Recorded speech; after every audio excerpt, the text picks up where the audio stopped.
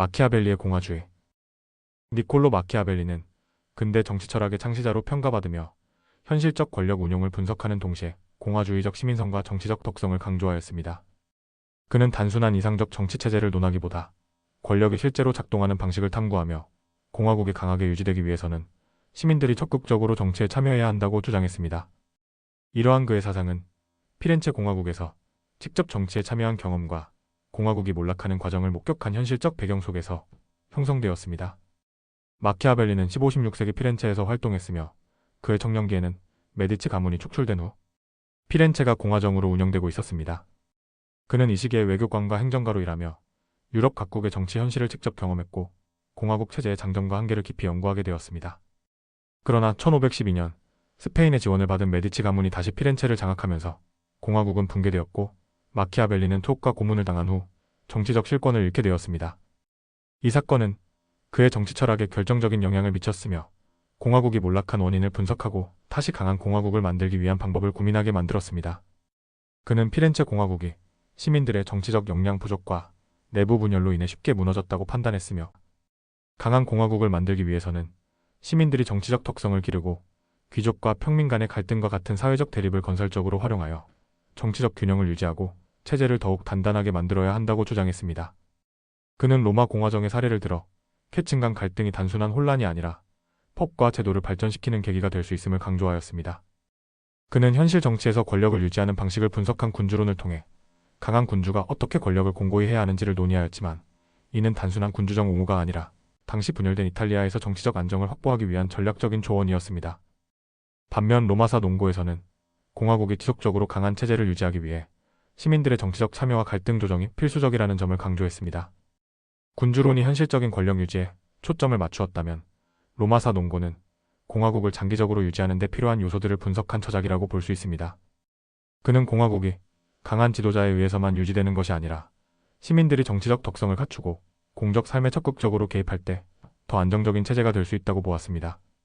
그가 강조한 공화국 체제에서 시민들의 정치적 참여는 단순한 이상이 아니라 피렌체 공화국에서 실제로 운영되던 제도를 반영한 것이었습니다.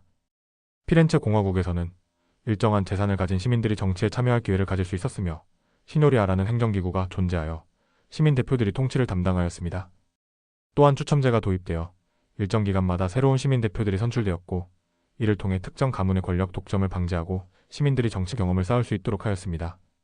마키아벨리는 이와 같은 제도들이 공화국을 유지하는데 중요한 역할을 하지만 제도만으로는 충분하지 않으며 시민들이 정치적 책임감을 갖고 적극적으로 개입해야 한다고 보았습니다. 그는 또한 군사력의 중요성을 강조하며 공화국을 보호하는 군대는 용병이 아니라 차국 시민들로 구성된 민병대여야 한다고 주장했습니다.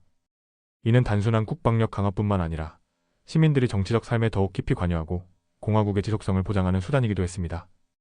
마키아벨리는 로마사 농고에서 귀족과 평민 사이의 갈등이 공화국을 더욱 강화할 수 있다고 주장했습니다.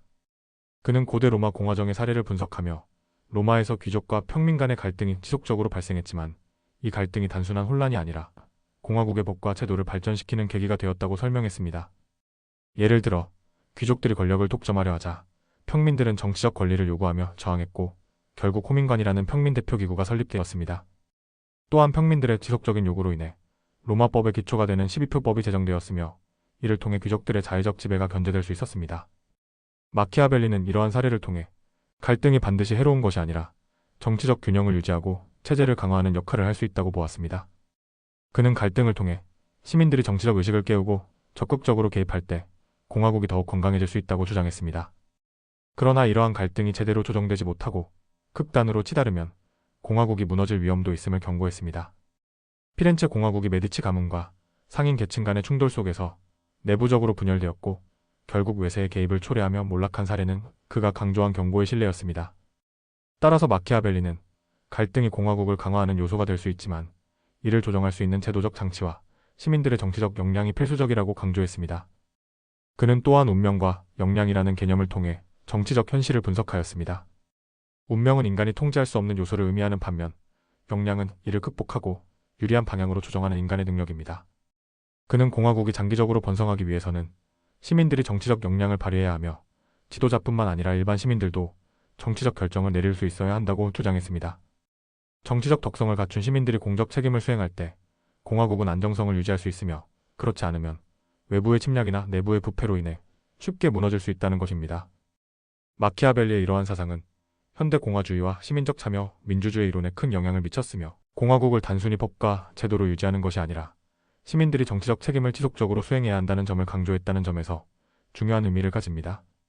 그의 사상은 이후 공화주의적 시민성을 강조한 마우리치오 비롤리, 공화주의적 자유 개념을 발전시킨 필립 패틴, 그리고 시민들의 적극적 참여를 강조한 벤저민 바버의 기론과 연결되며 현대 민주주의가 지향해야 할 정치적 가치에 대한 중요한 시사점을 제공합니다. 결국 마키아벨리는 공화국이 유지되기 위해서는 강력한 지도자가 필요할 뿐만 아니라 시민들 역시 공적 책임을 인식하고 정치적 참여를 지속해야 한다는 점을 강조하였습니다. 그의 사상은 공화국의 번영과 시민의 역할을 현실적인 시각에서 바라보았으며 이는 현대 민주주의가 직면한 문제들, 즉 시민의 정치적 무관심, 권력 집중, 공적 담론의 약화에 대한 통찰을 제공하는 중요한 철학적 기반이 됩니다. 장 자크 루소의 민주주의. 장 자크 루소는 18세기 계몽주의 시대를 대표하는 사상가로서 개인의 자유와 공동체의 조화를 모색하며 근대 공화주의와 시민민주주의의 발전에 중요한 기여를 하였습니다. 그는 1712년 스위스 제네바에서 태어나 청소년기까지 그곳에서 생활하였으며 제네바 공화국의 정치체제는 그의 사상 형성에 매우 중요한 영향을 미쳤습니다. 당시 제네바는 공화정체제로 운영되었으며 공식적으로는 군주 없이 시민들에 의해 다스려지는 도시국가였습니다. 귀족과 상류층이 여전히 권력을 장악하고 있었지만 일정한 재산을 가진 시민들은 정치적 권리를 가질 수 있었고 중요한 사안은 공공회의에서 논의되었습니다. 또한 제네바는 종교개혁 이후 칼뱅주의적 신념을 바탕으로 비교적 엄격한 도덕적 가치관을 유지하고 있었으며 이는 루소가 공공선, 시민 특성, 공동체 정신을 강조하는 철학을 발전시키는 데 중요한 요소가 되었습니다. 그는 사회계약론의 서문에서 제네바를 진정한 공화국이라 부르며 찬양하였고 그의 공화주의적 사상은 제네바의 경험에서 많은 영향을 받았습니다. 그러나 실제 제네바의 정치적 현실은 루소가 이상화한 것과는 차이가 있었습니다. 제네바는 형식적으로는 공화국이었지만 실질적으로는 귀족 계층이 권력을 독점하고 있었고 평범한 시민들이 정치에 적극적으로 개입하는 구조는 아니었습니다. 이러한 한계를 인식한 루소는 단순히 귀족이 없는 공화국이 아니라 모든 시민이 적극적으로 참여하고 법을 직접 만들 수 있는 이상적인 공화정 체제를 구상하였습니다. 당시 유럽 대다수 국가들은 강력한 군주정 체제 아래 놓여 있었고 특히 프랑스에서는 절대 왕정이 지배하면서 시민들의 정치적 권리는 거의 보장되지 않았습니다. 귀족과 성직자 계층이 면세 특권을 누리는 반면 제3신분인 평민계층은 국가 재정을 부담하는 주요 집단으로서 높은 세금을 지불해야 했으며 특히 부유한 상인과 중산층뿐만 아니라 농민과 도시 노동자까지도 여러 형태의 세금과 봉사 의무를 져야 했습니다. 프랑스에서 평민들이 부담했던 대표적인 경제적 의무로는 국왕에게 내는 직접 세인 탈르, 가톨릭 교회에 내는 11조, 봉건 영주에게 내는 다양한 부역과 세금이 있었으며 이로 인해 하층민들은 극심한 경제적 어려움을 겪고 있었습니다. 이러한 사회적 불평등은 루소가 자연 상태에서 평등했던 인간이 사회제도에 의해 타락했다고 주장하는 배경이 되었으며 그는 이를 극복하기 위한 새로운 정치체제를 탐구하였습니다. 그는 사회계약론에서 정당한 정치체제는 국민의 일반 의지에 기반해야 하며 참된 공화국은 구성원들의 자발적 동의에 의해 성립되고 공공선을 실현하는 법을 통해 유지된다고 보았습니다. 그는 공화정이 단순히 군주가 없는 체제가 아니라 시민들이 정치에 적극적으로 참여하며 공동선을 실현하는 구조를 가져야 한다고 보았습니다.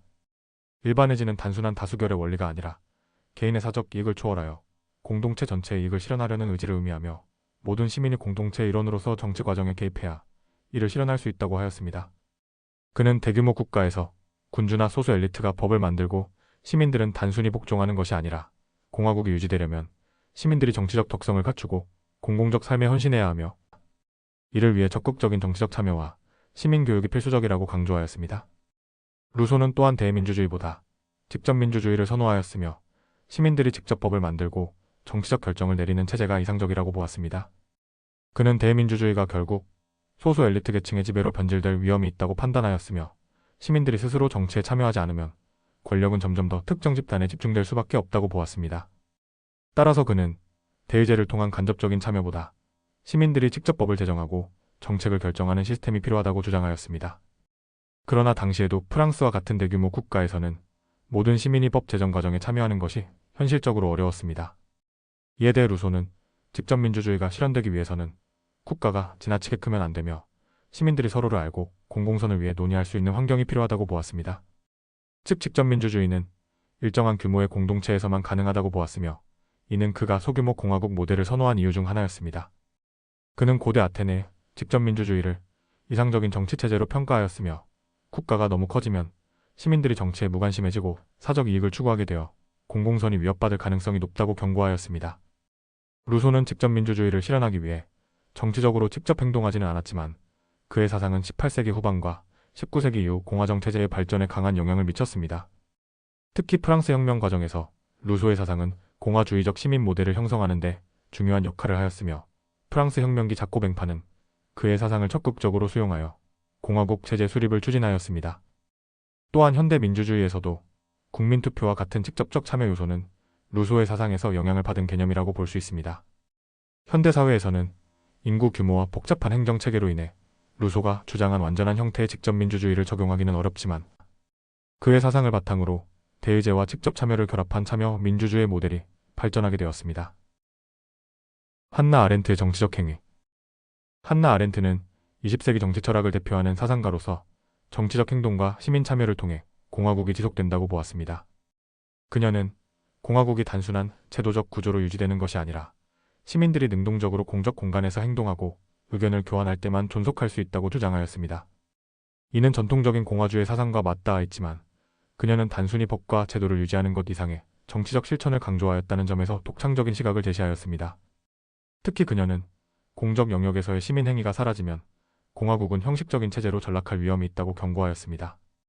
그녀는 공화국이 유지되기 위해서는 시민들이 능동적으로 정치적 대화에 참여하고 단순한 투표 행위에 그치는 것이 아니라 적극적으로 공적 세계를 형성하는 과정에 개입해야 한다고 보았습니다. 아렌트는 정치적 행위를 단순한 권력 행사로 보지 않고 새로운 시작을 만들어내는 창조적 활동으로 이해하였습니다. 그녀는 이를 탄생성 개념으로 설명하였으며 인간은 기존의 질서를 반복하는 것이 아니라 전혀 새로운 세계를 열어갈 수 있는 존재라고 보았습니다. 이러한 사고는 공화국의 개념과 밀접하게 연결됩니다. 공화국은 단순히 헌법과 제도를 계승하는 공간이 아니라 시민들이 계속해서 새로운 정치적 실천을 통해 재구성해야 하는 공동체입니다. 따라서 그녀는 시민들이 정치적 행동을 멈추면 공화국은 더 이상 살아있는 정치 공동체가 아니라 정체된 행정기구로 전락할 위험이 크다고 보았습니다. 이러한 점에서 그녀는 공화주의를 정적인 체제가 아니라 시민들의 능동적인 개입과 새로운 시작을 만들어내는 혁신적 과정으로 해석하였습니다. 그녀는 또한 행동 개념을 통해 시민들이 단순한 복종자가 아니라 공적 공간에서 적극적으로 의견을 표현하고 실천해야 한다고 주장하였습니다.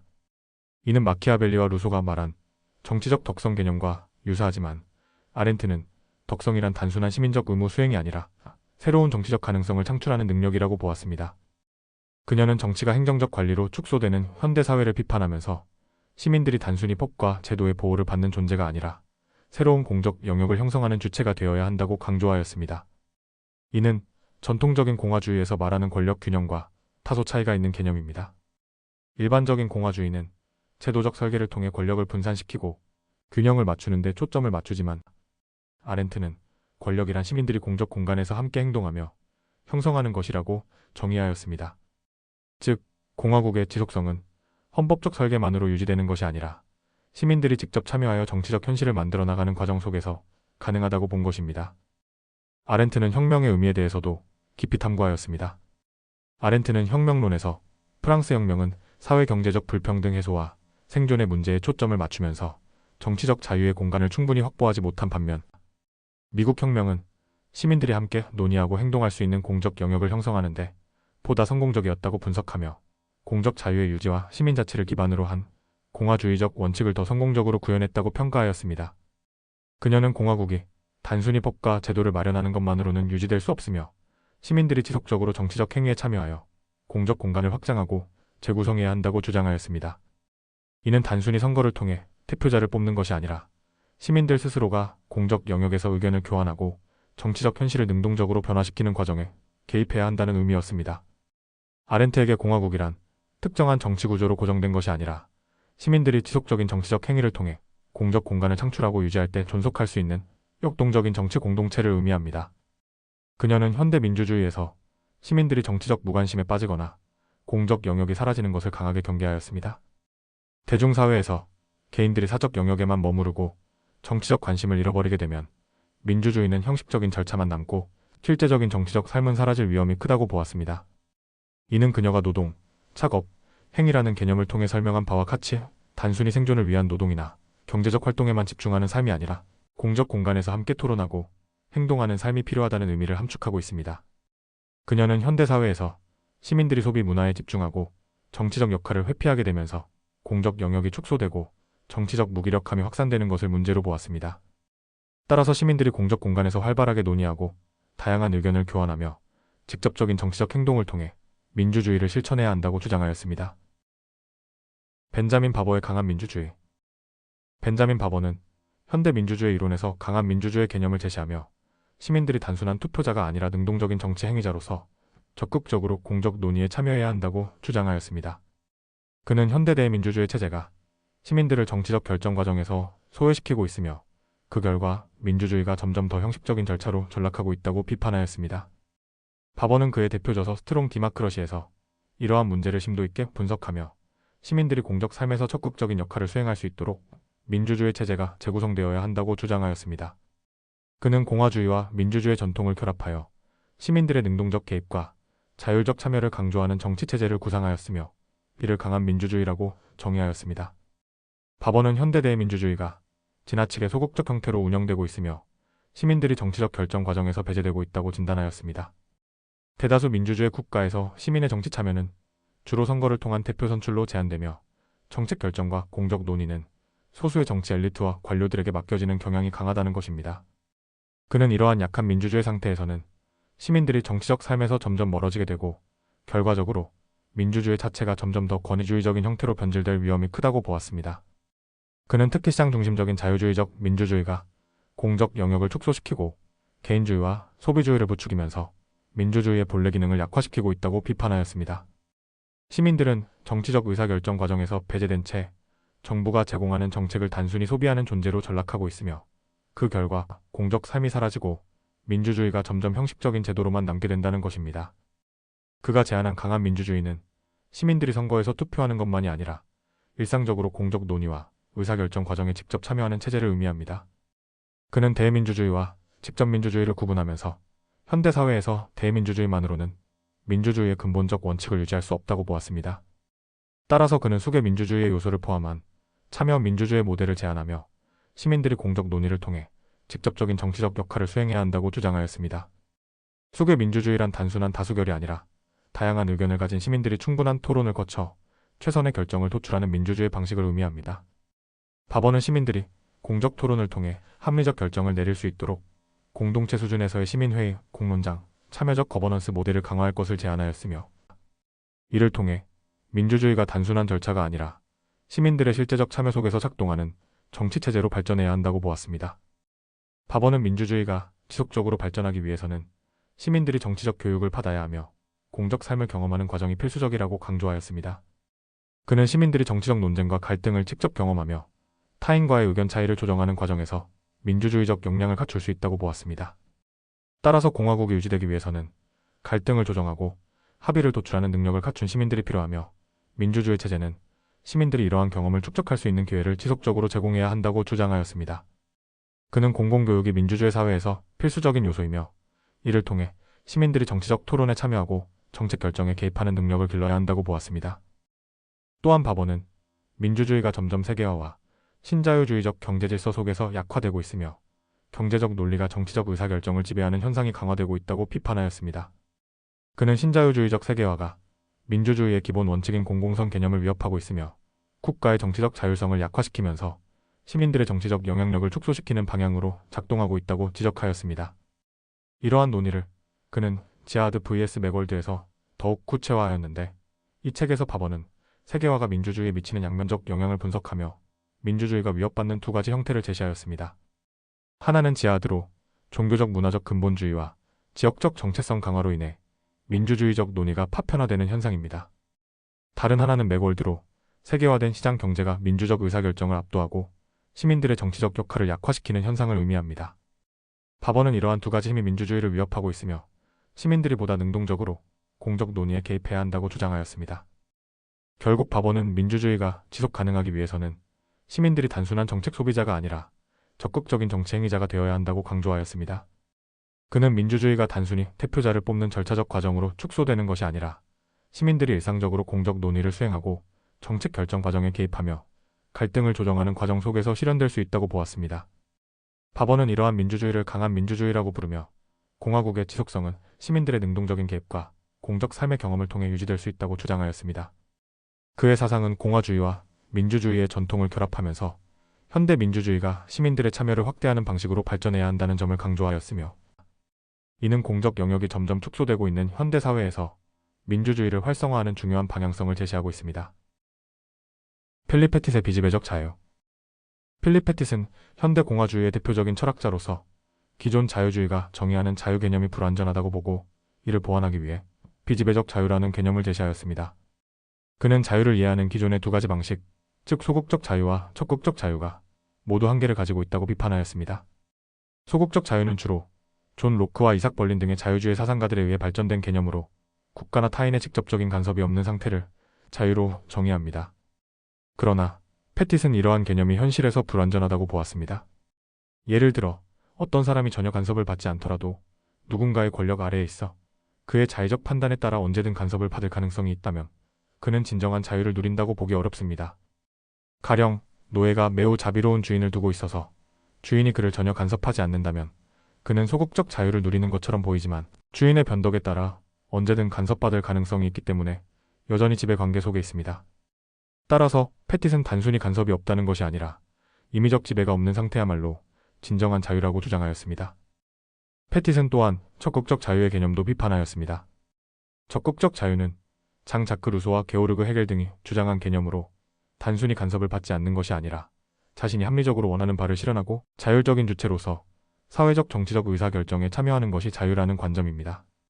하지만 패티스는 이러한 개념이 국가나 공동체가 참된 자유를 강요하는 방식으로 변질될 위험이 있다고 보았습니다. 예를 들어 루소의 일반의지 개념을 통해 보면 개인이 국가나 공동체가 결정한 공공선을 따르는 것이 진정한 자유라고 해석될 수 있습니다. 그러나 이는 개인이 자신의 선택과 관계없이 더 나은 방향으로 가도록 강제될 위험이 있으며 자칫하면 전체주의적 통제의 논리로 이어질 수 있습니다. 따라서 패티스는 자유는 국가나 다수가 개인을 위해 옳은 길을 정해주는 것이 아니라 개인이 타인의 임의적 지배 없이 자신의 삶을 결정할 수 있도록 하는 것이어야 한다고 보았습니다. 패티시 말하는 비지배적 자유란 단순히 간섭이 없는 상태가 아니라 어떤 사람도 다른 사람의 자의적인 의지에 의해 지배되지 않는 상태를 의미합니다. 이는 무정부 상태를 의미하는 것이 아니라 강력한 법적 제도적 장치가 작동하여 특정 개인이나 집단이 타인을 자의적으로 통제할 수 없는 사회적 조건을 뜻합니다. 즉, 자유를 보장하는 것은 단순히 정부가 시민에게 간섭하지 않는 것이 아니라 어떤 개인이나 기관도 임의적으로 권력을 행사하지 못하도록 통제하는 제도가 마련되는 것입니다. 이를 위해서는 법치주의를 강화하고 권력의 균형을 유지하며 시민들이 정치적 과정에서 실질적으로 참여할 수 있는 시스템이 필요합니다. 이를 실현하기 위해 패티스는 민주주의가 단순한 다수결 원칙에 의존해서는 안 되며 심의 민주주의의 원칙을 도입해야 한다고 주장합니다. 즉 시민들은 정치적 결정 과정에 적극적으로 개입할 수 있어야 하며 정책이 소수 특권층이나 다수의 전행에 의해 결정되지 않도록 해야 합니다. 또한 권력기관을 견제할 수 있는 강력한 헌법적 제도적 장치가 필요하며 이를 통해 시민들이 지속적으로 국가 권력을 감시할 수 있어야 합니다. 패티스는 이를 보장하기 위한 제도로서 헌법적 보호장치, 강력한 법적 감독기구, 공론장의 활성화, 그리고 언론 및 시민사회의 독립성 보장 등을 제안합니다. 그는 현대 민주주의가 단순히 선거를 통해 대표를 선출하는 데 그쳐서는 안 되며 시민들이 지속적으로 정치 과정에 개입하고 견제하는 시스템을 구축해야 한다고 주장합니다. 이러한 맥락에서 패티스는 시장 자유주의적 모델에 대해서도 비판적인 입장을 취합니다. 신자유주의적 시장 질서에서는 경제적 불평등이 심화되고 자본과 권력을 가진 계층이 정치적 결정을 좌우하는 경향이 있습니다. 이러한 상황은 부유한 기업가나 정치 엘리트가 사실상 시민들을 간접적으로 지배하는 구조를 만들기 때문에 비지배적 자유를 훼손한다고 보았습니다. 따라서 패티스는 공화주의적 원칙이 단순히 정치적 자유뿐만 아니라 경제적 정의를 실현하는 방향으로 나아가야 한다고 주장합니다. 즉, 경제적 평등과 사회적 안전망을 확립하는 것이야말로 개인이 타인의 임의적 지배로부터 벗어나 진정한 자유를 누릴 수 있는 조건이 된다고 보았습니다. 패티스의 이러한 주장은 그의 저서 신공화주의에서 구체적으로 논의됩니다. 이 책에서 그는 고전적 공화주의 전통을 현대적으로 재해석하며 기존 자유주의 모델과 비교하여 공화주의적 자유 개념이 왜 더 나은 정치적 모델이 될 수 있는지를 체계적으로 설명합니다.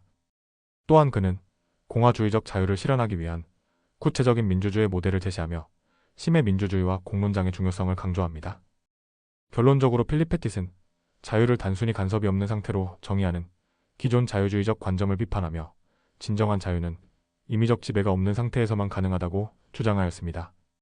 이를 위해서는 강력한 법적 제도적 장치를 통해 권력을 분산시키고 시민들이 지속적으로 정치 과정에 개입할 수 있도록 보장해야 하며 경제적 불평등 또한 완화되어야 합니다.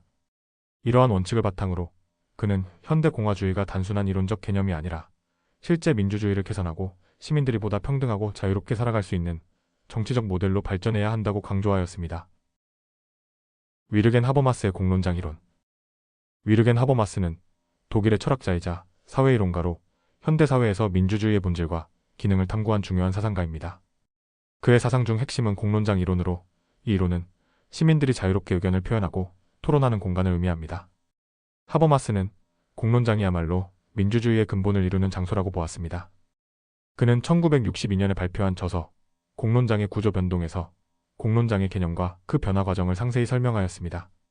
이 책에서 하버마스는 근대 초기 유럽 사회에서 공론장이 형성된 배경과 그 역할을 분석하며 공론장이 자유롭고 평등하게 의견을 교환할 수 있는 장소로서 작용했다고 주장하였습니다. 특히 신문과 같은 매체를 통해 사적인 영역과 공적인 영역이 연결되며 공론장이 활성화되었다고 설명하였습니다. 그러나 하버마스는 시간이 흐르면서 자본주의의 발전과 함께 공론장이 왜곡되고 파편화되었다고 지적합니다. 그는 자본주의 사회에서 경제적 권력과 정치적 권력이 공론장을 왜곡시키는 방식에 대해 비판적으로 분석하였습니다. 특히 대중매체가 거대 기업이나 정치 권력의 영향력 아래 놓이게 되면서 공론장은 더 이상 자유롭고 평등한 토론의 장이 아니라 특정 이익을 대변하는 수단으로 전락할 위험이 있다고 경고하였습니다. 예를 들어 자본주의 사회에서 언론이 기업의 광고 수익에 의존하게 되면 기업의 이익에 반하는 의견이나 비판은 폐지되거나 왜곡될 가능성이 커집니다. 또한 정치 권력이 언론을 통제하거나 선전 도구로 활용할 경우 공론장은 국민의 여론을 조작하고 특정 이념을 확산시키는 도구로 변질될 수 있습니다. 이러한 상황은 하버마스가 말하는 민주주의의 이상과는 거리가 멉니다. 하버마스는 이러한 문제를 해결하기 위해 이상적 담론 상황이라는 개념을 제시하였습니다. 이는 모든 참여자가 자유롭고 평등하게 의견을 표현할 수 있으며 권력의 영향을 받지 않고 논의가 이루어지는 상황을 의미합니다. 이상적 담론 상황에서는 모든 주장이 논리적으로 검토되고 비판될 수 있으며 오로지 더 나은 근거를 제시한 주장이 인정받게 됩니다. 하버마스는 민주주의가 진정으로 기능하기 위해서는 공론장이 이러한 이상적 담론 상황을 지향해야 한다고 주장하였습니다. 이 과정에서 시민들은 합리적으로 의사소통하며 서로의 입장을 이해하고 조정하는 과정을 통해 사회적 합의를 도출할 수 있게 됩니다. 하버마스의 이론은 특히 민주적 공화주의의 이상을 실현하는 데 중요한 시사점을 제공합니다. 그는 민주주의가 단순히 다수결의 원칙으로 운영되는 것이 아니라 시민들이 공론장을 통해 서로의 견해를 합리적으로 검토하고 조정하는 과정을 포함해야 한다고 보았습니다. 이 점에서 하버마스의 사상은 현대사회에서 정보의 왜곡, 가짜뉴스, 그리고 자본주의적 이해관계에 의해 오염된 공론장을 비판적으로 바라보는 중요한 틀을 제공합니다. 하버마스의 이론은 오늘날에도 공론장 문제와 관련된 다양한 연구와 논의에 중요한 이론적 기반이 되고 있습니다.